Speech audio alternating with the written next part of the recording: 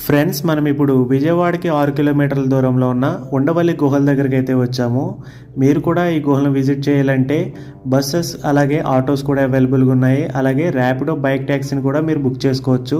Entry fee వచ్చేసి 25 rupees అయితే charge చేస్తున్నారు. మనం ఇప్పుడు ఉన్నది ఫస్ట్ ఫ్లోర్లో అయితే ఉన్నాము. ఇక్కడ చిన్న చిన్న ఆలయాలు అయితే విగ్రహాలు అయితే కనిపిస్తాయి మీకు.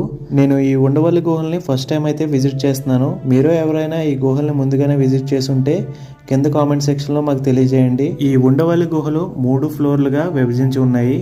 ఈ గుహలు 5వ శతాబ్దం నాటివని ఇక్కడ ఆర్కియాలజీ డిపార్ట్మెంట్ వాళ్ళు తెలియజేశారు. ఇక్కడ ఉన్న 3వ ఫ్లోర్లో మీకు అనంత పద్మనాభ వారి విగ్రహం అయితే కనిపిస్తుంది. 5 మీటర్ల పొడవైన ఏకశిలా విగ్రహం అయితే ఇది చాలా అద్భుతంగా అయితే ఉంది.